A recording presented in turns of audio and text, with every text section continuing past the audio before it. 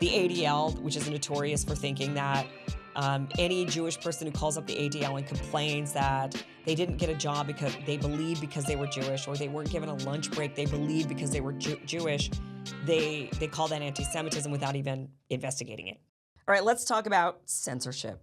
Right now, they're wanting to censor anti-Semitism. Last time, it was anti-vax. Next time, who knows what it's going to be. But the State Department held an anti-Semitism symposium for the social media companies, Google, X, Meta, TikTok. They all showed up to discuss what actions could be taken to defeat anti-Semitism online.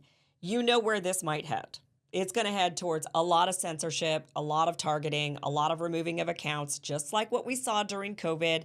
This time it's just a different topic. And maybe this is a topic you agree. Maybe you feel like, yeah, this online hate, this anti-Semitism, it's bad. It's got to stop. We got to censor it. Maybe you feel that way about this particular topic, but once you okay it and green light it for one topic, they do it for another. Luckily, when it came to COVID, what we've already seen is during COVID, they did a lot of censoring. We saw this with the Twitter files. We saw this with the Facebook files that were exposed, that there was a lot of government targeting of certain accounts, and they ended up taking those accounts down or removing their tweets or blacklisting them somehow or shadow banning them in other ways, right? We saw that with COVID, and that has resulted in a lawsuit against the federal government.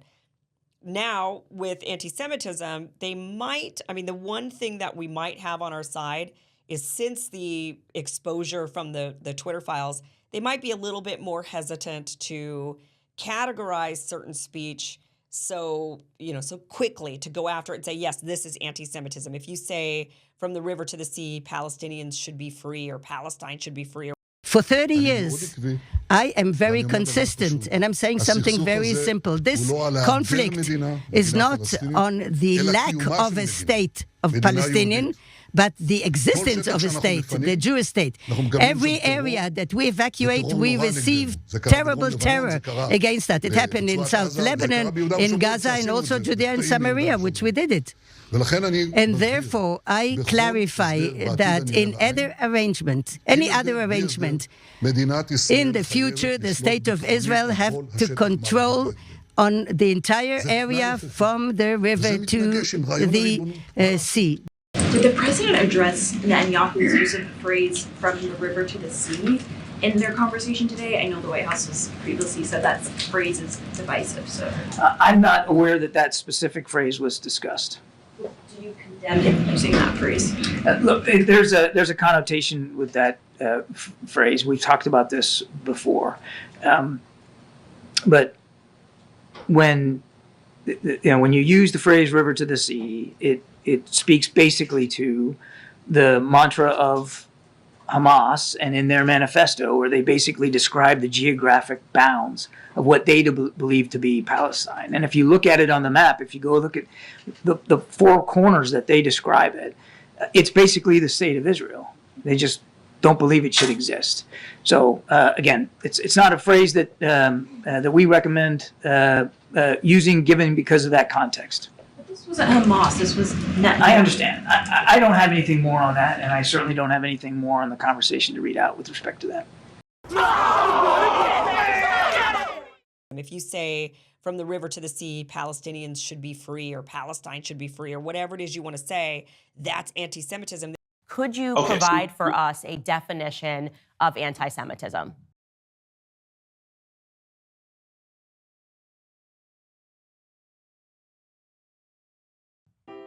Absolutely. I really appreciate that, because I think that is the break. If we're not speaking the same language, where can we go, right? So there's a man, a blessed memory man named Lord Jonathan Sachs, who was the chief rabbi of England. He had a great line. He really defined anti-Semitism. That anti-Semitism is Jews have no right to exist collectively as Jews with the same rights as other human beings. Which is kind of a weird statement. So let's just track back to understand the history of anti-Semitism. 2,000 years ago, Jews don't accept Jesus as Messiah. For people who do not have faith, as the early Christians, as some of them have faith, some of them accept Jesus, but they don't really in their heart. And you and I both know people like Rob McCoy who accepts it fully in their heart, and other people who are doing it without faith. And they those who have less faith, the fact that a Jew exists, let alone thrives, is a threat to their faith, because how can the Jew not accept Jesus as God and still thrive? Unless he's associated with the devil. So you start having these myths that are created of the Jew being identified with the opposite of God. This really codifies in 1144 in Norwich, England, what's called the Blood Libel. And this is really important to understand, especially today in 2024. In 1144, a young boy is killed, and the local priest says that's because the Jews need to make their matzah with Christian blood. It's called the Blood Libel. It's blaming the problems of other people on the Jew. It's just so you know, that's so ridiculous, not only just on its face, but we're forbidden from even having meat that has any blood in it. This is a Torah law. You can't have, that's why, we can't have steak tartare, okay? So this gets perpetuated in combination with a 4th century, what's called the Vulgate. I'm sorry, did you say in 1140 this happened? 1144 in Norwich, England. Okay. This is after, in the 4th century, you have something called the Vulgate. The Vulgate is the official translation of the Bible. In Hebrew, there's no vowels. And the person who translates, St. Jerome, who translates the Vulgate, knows what he's doing is translating wrong. He puts down that when Moses comes down from Mount Sinai, he has horns. Okay, Karen, when actually the word was Karan, meaning that light shone from his head. So now, by 1144, you have the anti-Semitic myth of Jews have horns and they drink blood. And I know people who've been asked when they went into the army and other places, can I see your horns? So this still exists today in 2024 throughout America. And I don't mean just in little rural areas. It exists today, these myths. That Vulgate Bible is the official Catholic Bible all the way through the 1970s. So you need to understand that that's a piece of it, okay? That they're equated with this kind of hate. Because it's about Jews not having the right to exist collectively, when they live in their little communities in the Middle Ages, anti-Semitism is a hate against their religion. By the time you get to the 18th and 20th centuries, when so many Jews have assimilated, they are in culture, they are in arts, they're in science, it's no longer against them for their religion, it's against them for their race. Because anti-Semitism is the oldest hate in the world, and the hate that mutates.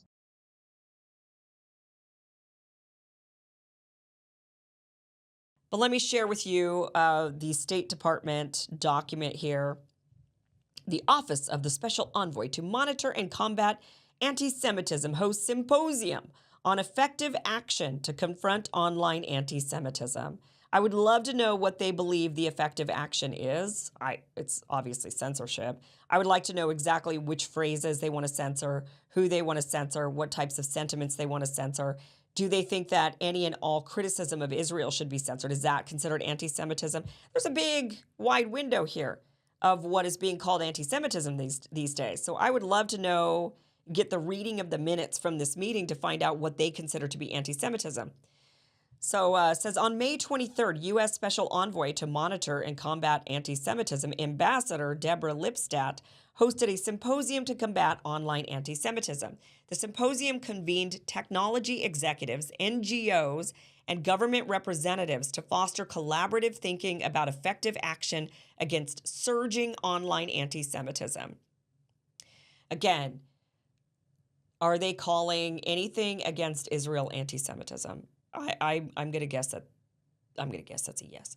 The forum was an enriching and productive exchange of ideas across the three sectors. Participating technology companies included Google, Meta, Microsoft, TikTok, and X. So there you go. We could expect more censorship online on the social media companies. Maybe they learned a lesson after Missouri versus Biden, after the Facebook files. Maybe they'll be gun shy on censoring. One could hope. Special envoys for combating anti-Semitism from Canada and Israel took part in the symposium. So they invited the Israeli government to this so that the Israeli government could sit them down and tell them what anti-Semitism is. Anything that criticizes Israel. Here's the deal. We fail the mission, you die. If we find out any information you give us is false, you die. If we find out you have personalized license plates, you die. What? No. If you mismatch blacks, you die. No. If you cough without covering your mouth. Harley, those last three aren't things. They also had the deputy chief mission for Germany. 6 NGOs, which Germany has taken the path of anything Israel wants, like anything Israel says, we're not going to even criticize it. And I understand why Germany takes that position. They just say whatever they want, let them do. You know what? We're the bad guys. We're not going to criticize. We're not going to say a word.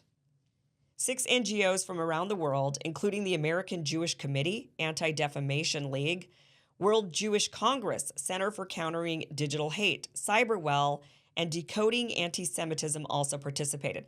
So they got a bunch of organizations. So they invited Israel, and then they invited a bunch of organizations who think anything and everything is anti-Semitism. The ADL, which is notorious for thinking that any Jewish person who calls up the ADL and complains that they didn't get a job because they believe because they were Jewish, or they weren't given a lunch break, they believe because they were Jewish, they call that anti-Semitism without even investigating it.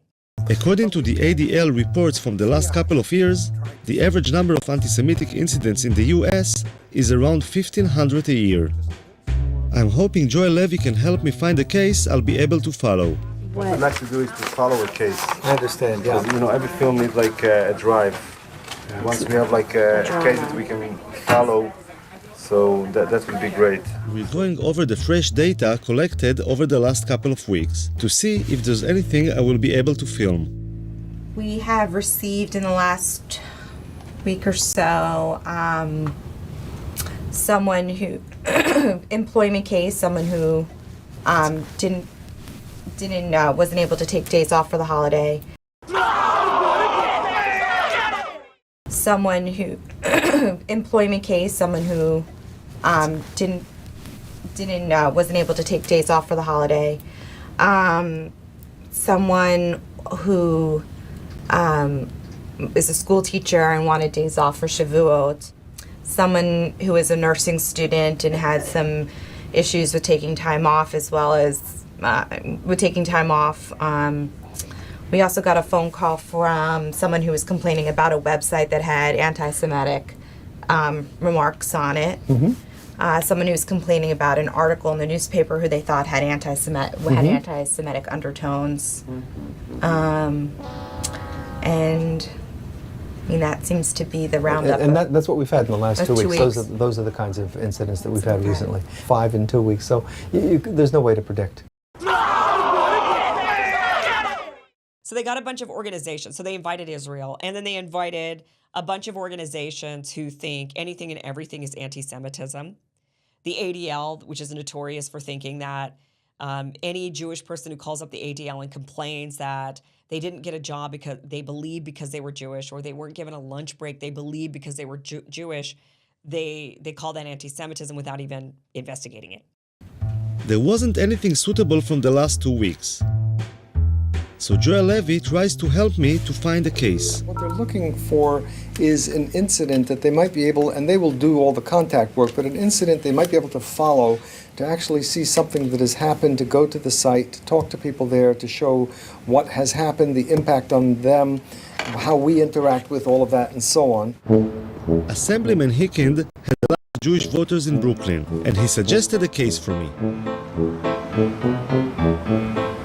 I had a very interesting case. Just last week, a woman went to a funeral not too far from here, thousands of people, and she heard a police officer on the phone say something to someone else, something very derogatory about the Jew something to somebody.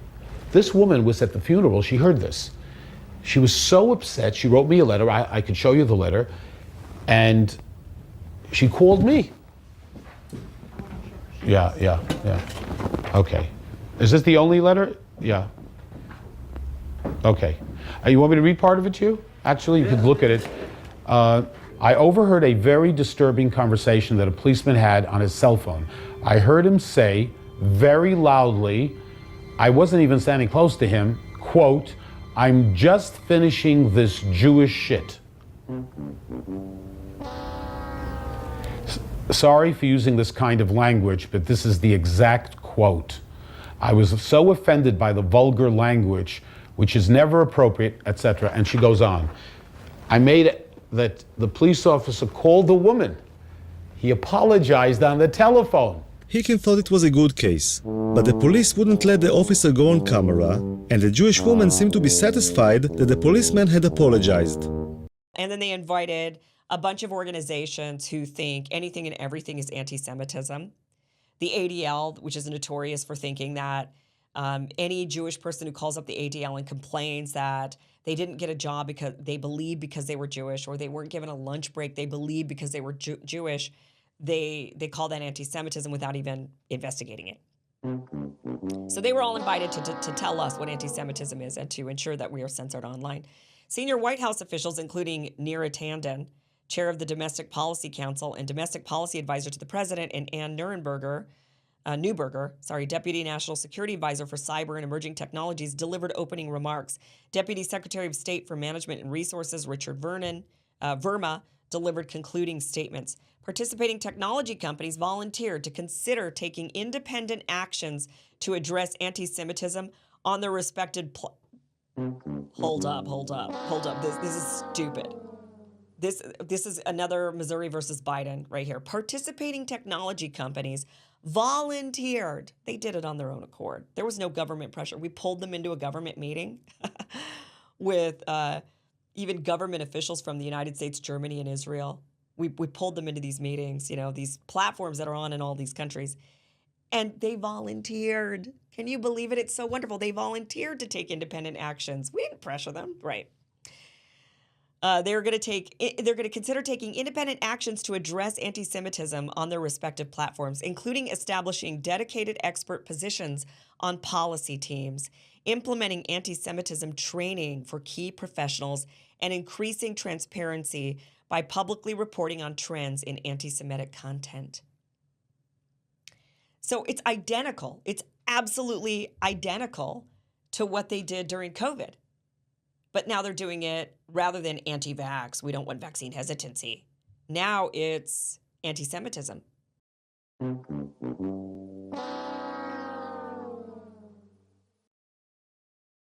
What's your thoughts? Please be respectful with your comments. Also, please click the like, click the notification bell, and subscribe to this channel. Listen, Genesis chapter 11 verse 10 explains the genealogy of Shem. Shem was a black man in Africa. If you repeat this back, Genesis 14 verse 13, Abraham steps on the scene. Being a descendant of Shem, which is a fact, means Abraham too was Abraham, born in the city of a black man called Nimrod, grandson of Ham. Ham had 4 sons. One was named Canaan. Here, let me do some explaining. Abraham, Isaac was Jacob had 12 sons. For real, and these were the children of Israel, according to Genesis chapter 10. These were the children of Israel, according to Genesis chapter 10. These were the children of Israel, according to Genesis chapter 10.